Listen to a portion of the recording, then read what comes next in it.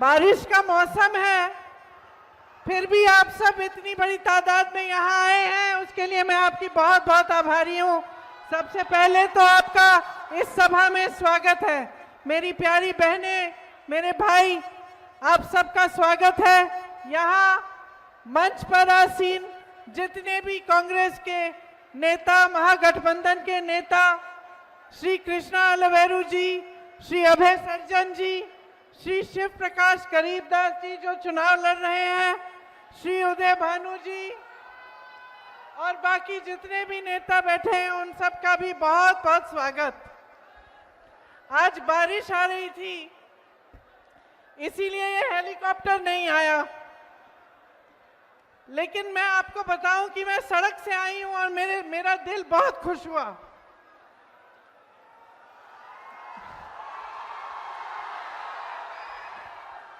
ये जो आपकी धरती है ना, बहुत ही सुंदर धरती है।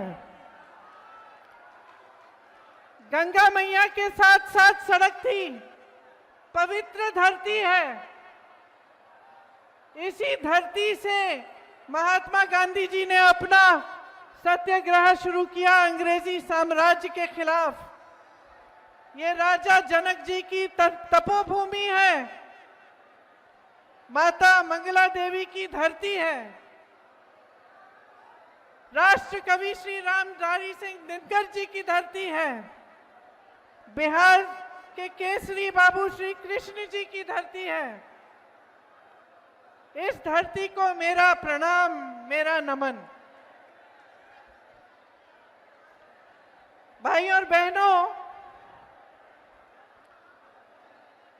इस धरती जिसके बारे में हम बात कर रहे हैं, जिसके बारे में मैं आप सबके सामने ये भाषण देने जा रही हूं,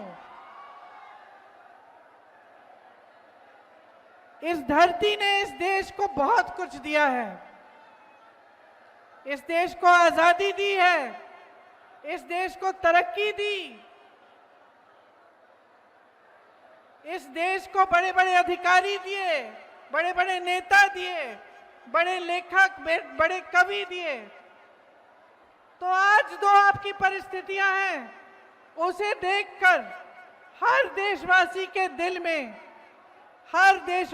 दिल में ये बात आती है कि इतनी महान धरती है, इसका ठीक तरह से विकास क्यों नहीं हो रहा है? इसकी जनता को आगे बढ़ाने का काम क्यों नहीं हो रहा है? हमारी यहाँ पे जो बहनें बैठी हैं, इनको आगे बढ़ाने का काम क्यों नहीं हो रहा है? जो लड़ाई यहाँ से शुरू की गई, जो महात्मा गांधी जी ने शुरू की, वो हमारे संविधान की लड़ाई थी। आप सब जानते हैं कि इस संविधान ने आपको क्या दिया। कौन बताएगा क्या दिया संविधान ने? बताओ, क्या दिया? क्या दिया? आजादी दी कि नहीं दी? दी। आत्मविश्वास दिया कि नहीं दिया? समान दृष्टि से बना ये संविधान, सबको अधिकार मिला, और सबसे बड़ा अधिकार क्या था? आपका वोट। ये आपका सबसे बड़ा अधिकार है जो आपके संविधान ने आपको दिया है, आपकी सबसे बड़ी शक्ति है। इसका मतलब ये है कि आप इस देश के नागरिक हो, और इस देश के नागरिक होने के तौर पे उसके आधार पर सभी स्कीमें आपको मिलती हैं। सारी सरकारी स्कीमें, सारी सरकारी मदद, सबका आधार यही है कि आप वोट देते हो, आप इस देश के नागरिक हो। इसी को कमजोर करने का काम नरेंद्र मोदी जी और भाजपा की सरकार ने किया है। 20 सालों से एनडीए की सरकार चली है बिहार में। आपके अधिकार मजबूत नहीं बने, कमजोर बने। आपको समानता की दृष्टि से नहीं देखा गया, आपका वोट खतरे में डाला गया, बांटने की राजनीति की, ताकि मजहब में बैर हो, ताकि जातियों में बैर हो, इसकी राजनीति की। एक झूठा राष्ट्रवाद पूरे देश भर में और यहां पर भी उन्होंने आपको दिखाया। आपका ध्यान भटकाने के लिए कभी कोई मुद्दा उठाया, कभी कोई और मुद्दा उठाया। अभी हाल ही में एसआईआर करवाया जिससे 65 लाख वोट काटे गए हैं आपके। तो जब आपके 65 लाख वोट कटते हैं तो इसका मतलब क्या है आपके लिए? कि आपके अधिकार कट रहे हैं, आपको कमजोर बनाया जा रहा है। जितनी भी स्कीमें हैं, जितनी भी सरकारी स्कीम आपको मिलती हैं, जितनी भी सरकारी फायदे आपको मिलते हैं सरकारी, वो सब कमजोर बन जाएंगे। तो आपको समझना बहुत जरूरी है कि ये जो एसआईआर है जिससे आपके वोट काटे गए हैं, इससे आपके रोज के जीवन पर क्या असर पड़ेगा। आपके रोज के जीवन में कई ऐसी चीजें हैं जो स्कीम द्वारा आपको मिलती हैं, जो सरकार द्वारा मिलती हैं, उन सब को कमजोर किया जाने का काम है ये। उन सब को आस्ते आस्ते आपके पास पहुंचाने से रोकने का काम है। जब ये बड़े बड़े नेता दिल्ली से आते हैं तो आप यहाँ बड़े बड़े मंचों में भाजपा के जो नेता हैं, उनके मंत्री, मुख्यमंत्री, अलग अलग प्रदेशों के उनके गृह मंत्री, प्रधानमंत्री जी तो क्या बातें करते हैं? कोई बताएगा मुझे क्या बातें करते हैं?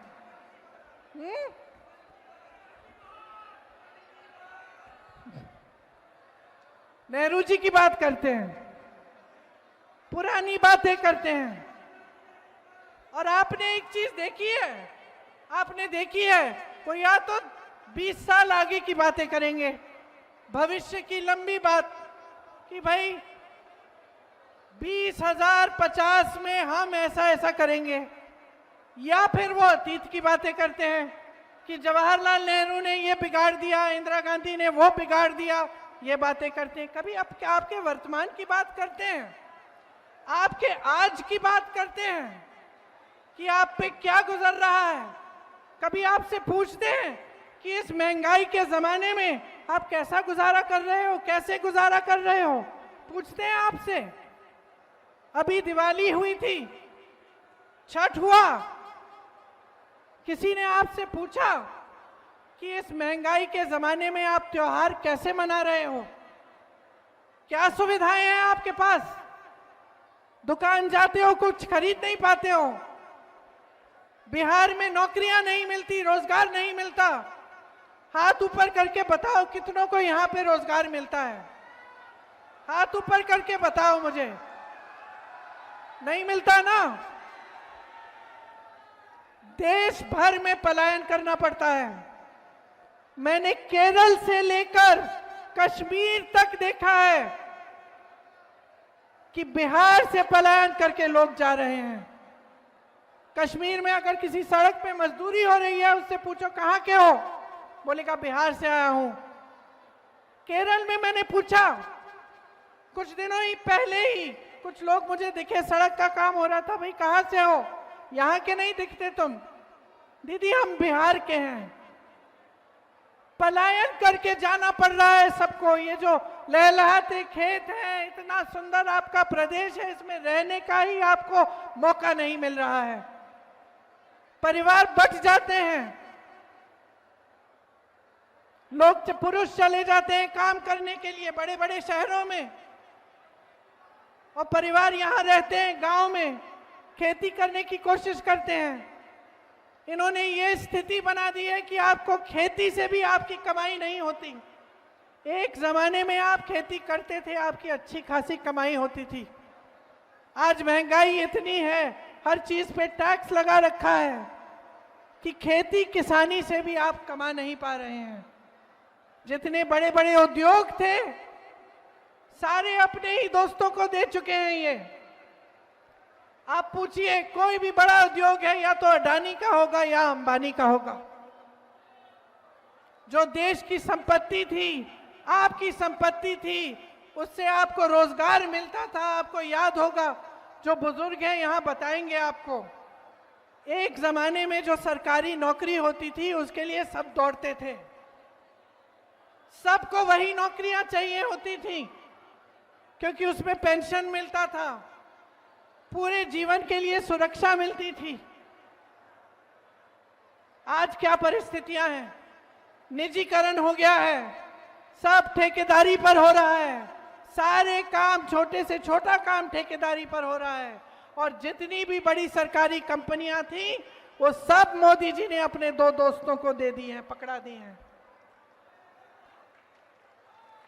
तो यहां आते हैं ना, मंच पे खड़े होकर 20 साल सरकार चलाने के बाद, बिहार की प्रदेश सरकार 20 साल चलाई, फिर मंच पर आते हैं और बात करते हैं कि हम रोजगार देने वाले हैं, 1.5 करोड़ रोजगार देंगे।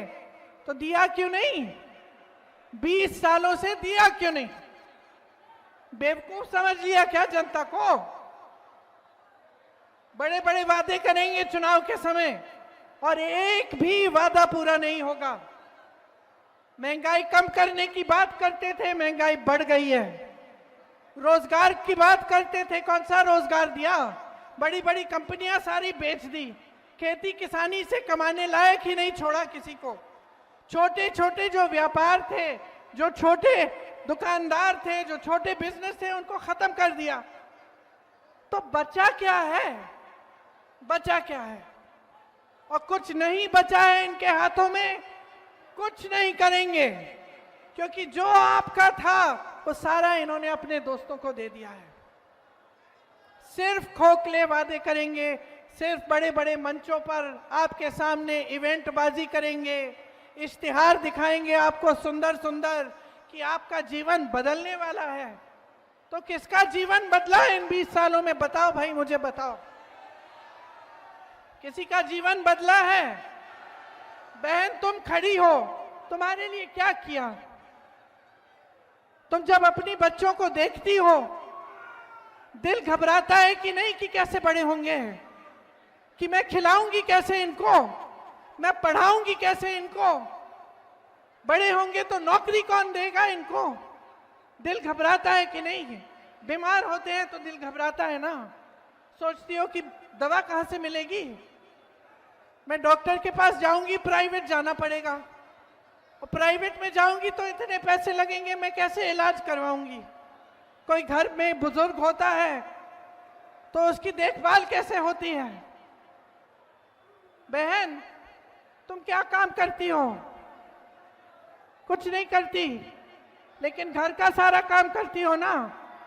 सुबह से शाम तक तुम्हें आराम मिलता है? नहीं मिलता ना। यही स्थिति बिहार की हर महिला की है, हर महिला की है, चाहे वो काम करती है चाहे नहीं करती है, चाहे उसका रोजगार हो चाहे ना हो, चाहे वो खेती में सुबह से शाम तक काम ना करती हो, वो घर आती है और सब कुछ संभालती है, अपने बच्चों को संभालती है, उनका देखभाल करती है, बुजुर्गों का देखभाल करती है, सबका खाना परोसती है, ये देखती है कि सबको मिल गया है, सबने खा लिया है, तभी खाती है, तभी सोती है, और फिर भी सुरक्षित नहीं है। फिर भी महिलाओं के खिलाफ अपराध बढ़ चुके हैं, बहुत बढ़ चुके हैं, घबराती है, कहीं जाना है, शाम हो रही है, जा नहीं पाती है, नौजवान है, नौकरी चाहती है, रोजगार चाहती है, मुश्किल में है। तो क्या किया है आपके लिए? 20 साल से सरकार चलाई है और लूटा है, और क्या किया है? झूठे वादे किए हैं, और क्या किया है? मोदी जी कहते हैं डबल इंजन की सरकार चलाएंगे, गलतफहमी में मत होना, कोई डबल इंजन नहीं है, एक सिंगल इंजन है इनका और दिल्ली से चलता है। आपकी कोई सुनवाई नहीं है, लेकिन आपके सीएम की भी कोई सुनवाई नहीं है, नीतीश कुमार जी का कोई आदर नहीं है, उनकी भी सुनवाई नहीं है। आज ये परिस्थिति है बिहार की कि सब कुछ केंद्र से चल रहा है। यहाँ पे आपके प्रदेश में कौड़ियों के दाम पर जमीन बांटी जा रही है बड़े बड़े उद्योगपतियों को। आपको क्या मिल रहा है? आज आपकी जो परिस्थिति है वो ऐसी है कि अगर आप जागोगे नहीं, अगर आप अपनी किस्मत को, अपने भविष्य को अपने हाथों में नहीं लोगे तो कुछ नहीं बदलने वाला, कुछ नहीं बदलने वाला। बड़े बड़े नेता आएंगे, वादे करेंगे, भविष्य की बात करेंगे, अतीत की बात करेंगे, आपके वर्तमान की बात नहीं करेंगे। और मैं आपसे ये कहने आई हूं कि ये जो वर्तमान है ना, ये जो आपका आज है, ये आप जी रहे हो। ये सुबह उठ के जब घबराहट होती है कि फिर से रोजगार ढूंढने निकलना है या वापस चले जाना है किसी दूर शहर में जहां अपना कोई नहीं है, जहां अपना कोई नहीं है, लेकिन जाना है क्योंकि यहां रोजगार नहीं मिलेगा। ये जब घबराहट होती है ना, तब कोई नहीं रहता आपका सहारा, कोई नहीं आता। ये मोदी जी, ये अमित शाह जी, ये बड़े बड़े नेता तब नहीं आते आपकी मदद करने के लिए। यहां उन्होंने बिहार की जो परिस्थिति बनाई है उसमें से अगर आपको निकलना है तो आपको बदलाव लाना पड़ेगा।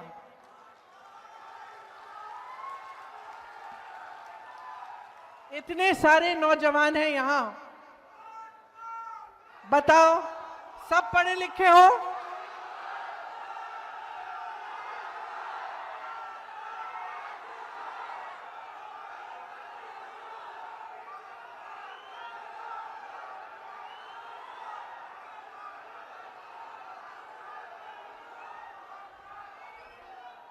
आपको मालूम है वोट चोर क्यों हैं ये लोग?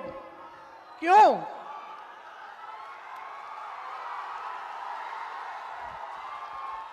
वोट चोरी क्यों कर रहे हैं मालूम है? पहले तो इन्होंने बांटने की कोशिश की, थोड़ी देर के लिए चल गया काम इनका, है ना। उसके बाद उन्होंने बोला कि जंग करेंगे, ठीक है, लोगों ने समर्थन दिया।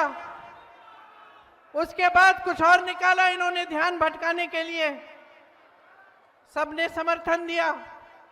अब क्या हुआ कि 10 साल तो हो गए मोदी जी के। और एक बात है हमारे देश की जनता के बारे में, हमारी देश की जनता जो है ना, उसमें विवेक बहुत है। जनता समझने लग गई है कि ये क्या हो रहा है इसके साथ। ये जो नौजवान है ना, ये समझने लग गए हैं कि ये सारी बातें जो है सिर्फ ध्यान भटकाने के लिए है। कोई इनकी रोजगार की बात नहीं कर रहा है, कोई शिक्षा की बात नहीं कर रहा है, कोई महंगाई घटाने की बात नहीं कर रहा है, कोई उद्योग लगवाने की बात नहीं कर रहा है, सब ध्यान भटका रहे हैं। अब जब जनता जागरूक हो जाती है तो ऐसे नेता जो है ना, जो अपने ही महलों को बनाने में पड़े रहते हैं, जो अपने ही चेहरों को चमकाने में पड़े रहते हैं, ये घबराने लगते हैं। इसीलिए वोट की चोरी कर रहे हैं। ये वोट की चोरी कर रहे हैं क्योंकि ये जानते हैं कि इस देश की जनता जाग चुकी है। अब ये सब कोई बर्दाश्त नहीं करेगा, कोई बर्दाश्त नहीं करेगा। ये जो नौजवान यहाँ खड़े हैं, शिक्षित हो कि नहीं हो, बताओ कितनों की, कितने नहीं शिक्षित हो लेकिन बेरोजगार हो। और जब नियुक्तियों की बारी आती है, टाइम आता है कि इम्तिहान दोगे नौकरी के लिए, तो क्या होता है? पेपर लीक होता है, घोटाला होता है, वहां भी चोरी होती है। हर जगह घूस है, हर जगह चोरी है, हर जगह भ्रष्टाचार है। जहां देखो एक सड़क नहीं बनती है बगैर भ्रष्टाचार के, एक पुल नहीं बनता है, एक खंबा नहीं लगेगा बिजली का बगैर भ्रष्टाचार के। और इनकी ये हिम्मत है कि आपके सामने आकर ये भविष्य की बातें करते हैं, अतीत की बातें करते हैं। चलिए करें, अतीत की बातें करते हैं। मैं भी करती हूं अतीत की बात। ये जो विकास हुआ ना, ये कारखाने लगे, किसने लगवाए? कांग्रेस पार्टी ने लगवाए। ये कांग्रेस पार्टी ने लगवाए। जो IIM है, IIT है, एम्स है, किसने बनवाए? जवाहरलाल नेहरू ने बनवाए। अगर अतीत पे हम बात करें तो इनकी बोलती बंद हो जाएगी, लेकिन हम अतीत की बात नहीं करते, हम वर्तमान की बात करते हैं, हम आपके आज की बात करते हैं। और हम चाहते हैं कि इस देश का एक एक नौजवान, इस देश की एक एक बेटी खड़ी हो, अपने अधिकार को अपने हाथों में ले और इस देश के निर्माण में भागीदार बने। राहुल गांधी जी जाति जनगणना की बात क्यों करते हैं? सामाजिक समानता की बात क्यों करते हैं? सामाजिक न्याय की बात क्यों करते हैं? क्योंकि आज भी पूरी तरह से प्रतिनिधित्व नहीं है पिछड़ी जातियों का, अति पिछड़ी जातियों का, दलितों का, अल्पसंख्यकों का। पूरी तरह से प्रतिनिधित्व नहीं है। और जितनी आबादी है उतना प्रतिनिधित्व नहीं है। तो वो चाहते हैं कि सामाजिक न्याय हो, कि जाति जनगणना हो। आपको मालूम है कि जब उन्होंने जाति जनगणना की बात शुरू की तो मोदी जी से लेकर भाजपा के छोटे से छोटे नेता ने विरोध किया। फिर पिछले चुनाव में उनको लगा कि जनता का समर्थन तो है, क्योंकि जो चुनाव का नतीजा था वो उनकी खुशी के लायक नहीं था। उनको पता चला कि यहां तो कुछ बदल रहा है, तो फिर उन्होंने कहा कि चलो बिहार में भी जाति जनगणना करते हैं। फिर क्या हुआ? ठंडे बस्ते में डाल दिया गया। गए कचहरी, ऑर्डर निकलवाया और ठंडे बस्ते में डाल दिया। और वही जाति जनगणना कांग्रेस ने तेलंगाना में कराई और उसके तहत वहां पे सारा काम हो रहा है।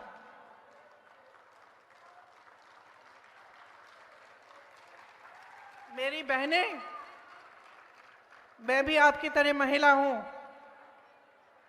मैं समझती हूं कि किस तरह से एक महिला को हमेशा, चाहे बड़े घर की महिला हो, चाहे गांव की महिला हो, चाहे शहर की महिला हो, चाहे गरीब महिला हो, हमेशा समाज का पूरा बोझ उठाने वाली महिला होती है।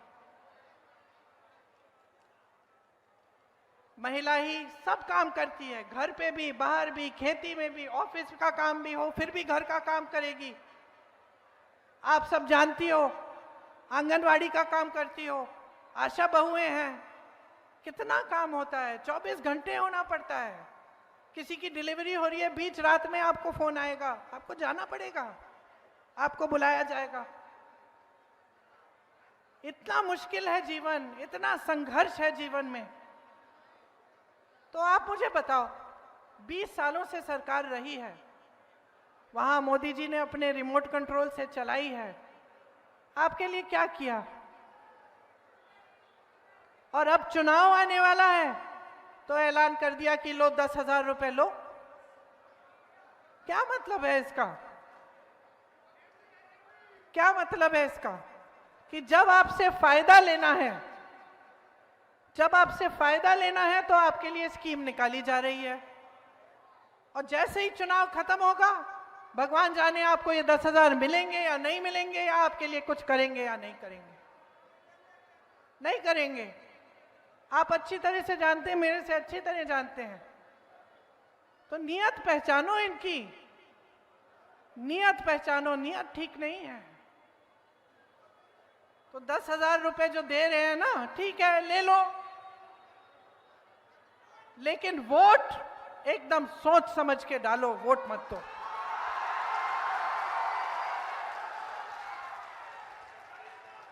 वोट मत खरीदने दो। आत्मसम्मान है तुम्हारा, तुम इस देश की नारी हो, आत्मसम्मान है तुम्हारा। जो तुम झेलती हो ना, कोई नहीं झेलता, कोई नहीं झेलता। ये जितने भी खड़े हुए हैं यहाँ पे पुरुष, इनको पता भी नहीं है कितना झेलते हो। आत्मसम्मान है तुम्हारा, गर्व है तुम्हारा अपना, कि इस देश की जो नई पीढ़ी है उसकी परवरिश तुम करती हो, उसे बड़ा तुम करती हो। चाहे कुछ भी हो जाए, कितने भी संघर्ष करने पड़े, जितनी भी तुम्हें उसके लिए जो भी करना पड़े तुम करोगी, लेकिन उस नई पीढ़ी को तुम आगे बढ़ाओगी, किसी ना किसी तरह से शिक्षित करोगी।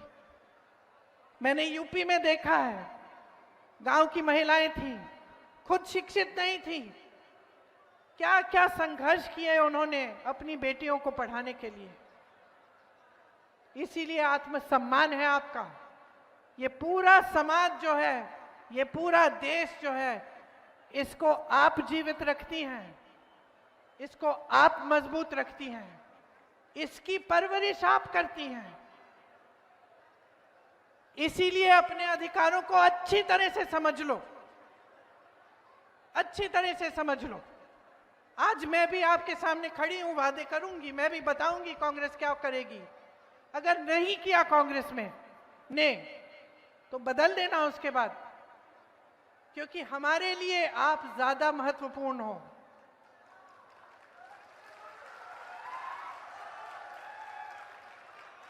जो आपके लिए काम नहीं करता है उसको हटा दो, निकाल दो, साइड कर दो। और जो मैं कह रही हूं उसको ध्यान से सुनो बहनों, ध्यान से सुनो। जितना विवेक महिला में होता है ना, किसी में नहीं होता। क्योंकि जैसे मैंने कहा, आप बहुत झेलती हैं, आप में बहुत दृढ़ता है, तो आपका विवेक जो है अब काम आना चाहिए। चुनाव का समय है, ऐसा नहीं होना चाहिए कि इस समय सारे नेता आकर झूठे मूठे वादे कर लें, चले जाएं, उसके बाद आपको भूल जाएं।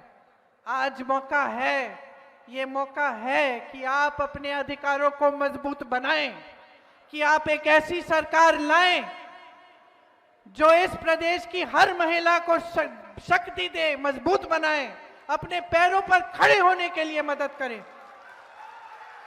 आज ये मौका है कि आप एक ऐसी सरकार बनाएं जिसमें आपको शिक्षा मिले, जिसमें आपके पेपर लीक ना हो, जो एक कानून लाए पेपर लीक के खिलाफ, जिसमें आपको रोजगार मिले, जिसमें जो आपकी संपत्ति है, जो बड़े बड़े कारखाने सालों पहले यहां लगाए गए थे, वो आपकी संपत्ति है।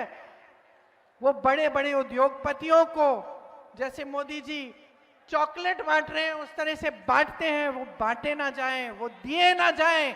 वो संपत्ति आपकी संपत्ति रहे और उस संपत्ति से आपको रोजगार मिले, आपको मजबूती मिले। ये मौका है, आज मौका है कि आप, जो बिहार की जनता है, अपने आप को पहचानो। इस देश को खड़ा किया है आपने।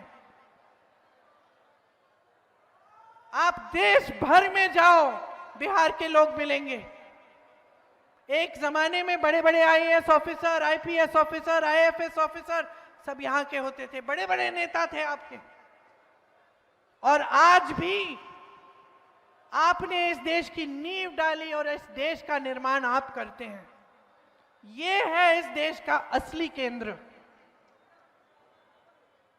लेकिन आप अपने आप को पहचानो, अपनी शक्ति को पहचानो, और जहां से आए हो उस पर गर्व करो कि आपको बिहार को ठीक करना है।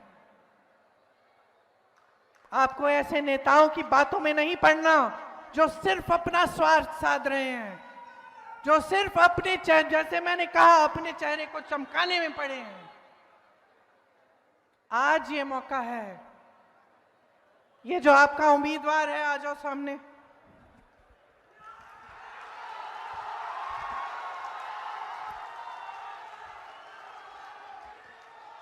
नाम क्या है बताओ? गरीबदास, गरीबदास, गरीबदास। ये नौजवान है, आप में से एक है, आपको समझता है, आपके लिए संघर्ष करेगा, आपके लिए लड़ेगा और आपके अधिकारों को आपके हाथों में देगा।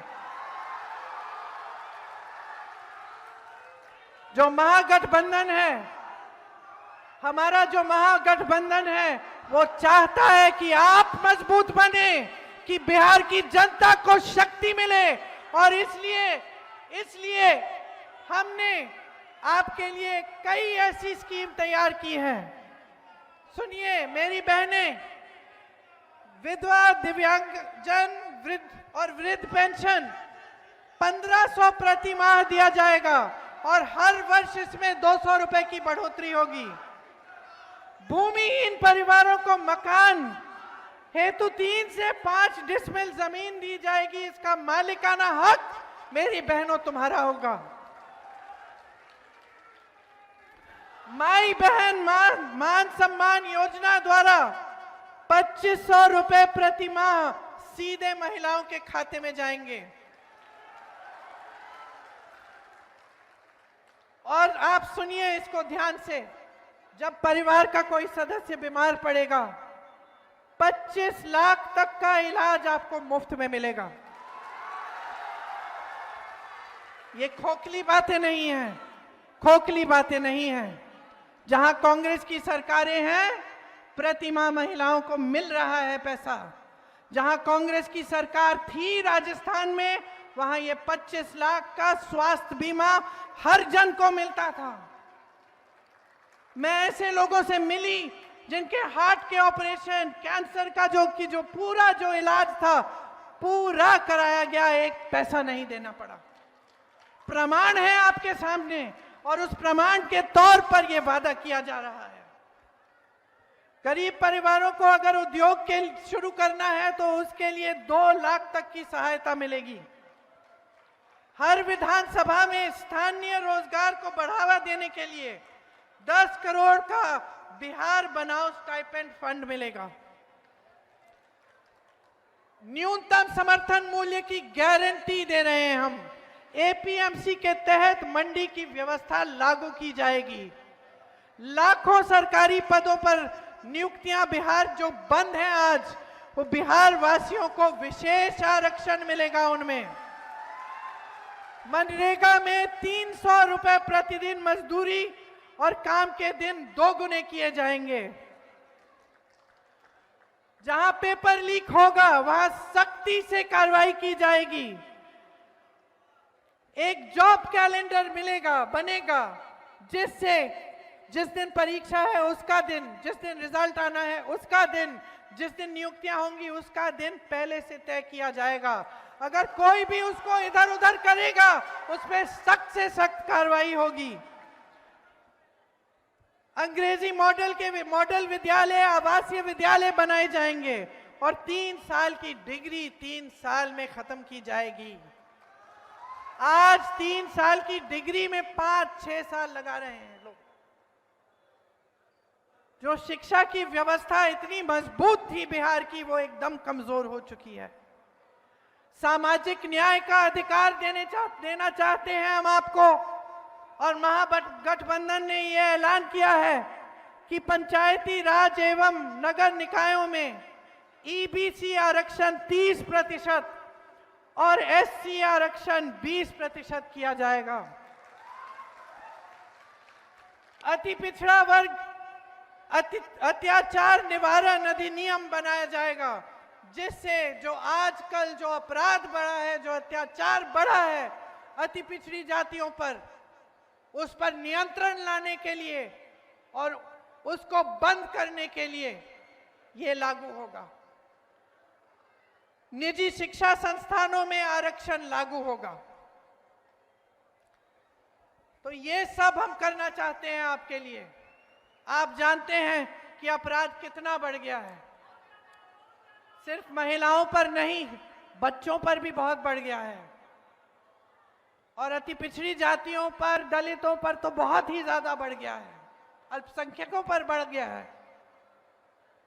तो हमें परिस्थिति बदलनी है। आपने हाल ही में देखा बड़े बड़े व्यापारियों की हत्या हो रही है। कल परसों एक नेता की भी हत्या हो गई चुनाव के दौरान। तो अब मुझे बताओ, बदलाव लाना है कि नहीं लाना है? बदलाव लाओ, अपने लिए लाओ, इन नौजवानों के लिए लाओ जो यहां बेरोजगार खड़े हैं शिक्षित होने के बावजूद। अपने बच्चों के लिए लाओ, बहनों अपने लिए लाओ, आपको मौका मिले। जो नौजवान बच्चियां हैं उनको मौका मिले रोजगार का, आगे बढ़ने का, उनके विकास का। तो ये समय है कि आपको सब चीजें अच्छी तरह से समझनी है। अपने वर्तमान को देखना है, अपने आज को देखना है, अपने अधिकारों के लिए लड़ना है। महात्मा गांधी जी जब लड़े थे तो बड़ा साम्राज्य था उनके आगे, और उस साम्राज्य ने सब कुछ किया, हत्याएं की, हिंसा की, लोगों को दबाया, कोई सवाल उठाता था उसको जेल में डाल देते थे। आज की परिस्थितियां भी कुछ वही हैं। आज भी कोई सवाल करता है तो उसको दबाया जाता है, कोई धरना प्रदर्शन करता है उसको उठा के जेल में डाल दिया जाता है, पुलिस पीट देती है। आज भी जिस तरह से अंग्रेजों ने लोगों को दबाकर राज किया, आज भी वोट चोरी क्या है? लोगों को दबाने का नया तरीका है। वोट चोरी करते हैं, बार बार चुनाव जीतते जाते हैं और लोगों को दबाकर सारी संपत्ति अपने बड़े बड़े मित्रों को दे देते हैं। तो आज भी वही लड़ाई है बहनों और भाइयों, सच्चाई की लड़ाई है, आपके अधिकारों की लड़ाई है, इस देश की लड़ाई है जिसे हम सब प्यार करते हैं। इस देश जिसने आपको बनाया और जिसको आपने बनाया, आपने इस देश का निर्माण किया अपने खून पसीने से। आपके पूर्वज लड़े इस देश की आजादी के लिए, आज फिर से अपनी आजादी के लिए लड़ो, इन लोगों से आजादी लो, खुद अपने पैरों पे खड़े हो जाओ। और हम तैयार हैं, सरकार बनाएंगे, आपके लिए काम करेंगे, संघर्ष करेंगे, आपके लिए समर्पित रहेंगे, आपको मजबूत बनाएंगे, आपको पूरी शक्ति देंगे। तो गरीबदास जी को खूब भारी बहुमत से जिताइए, अपना भविष्य मजबूत बनाइए। एक बार जोर से बोलो, एक बार जोर से मेरे साथ बोलो। एक नए बिहार के निर्माण के लिए, एक नए बिहार के निर्माण के लिए बिहार की धरती को जय बोलो, जोर से जय बोलो, जोर से जय बोलो एक और बार। ये आपकी धरती है, इसको संभालो, इसकी रक्षा करो, अपने वोट की रक्षा करो, अपने अधिकार की रक्षा करो। महागठबंधन के उम्मीदवार को भारी से बहुमत से जिताकर एक नई सरकार लाओ। भूलना मत बहन।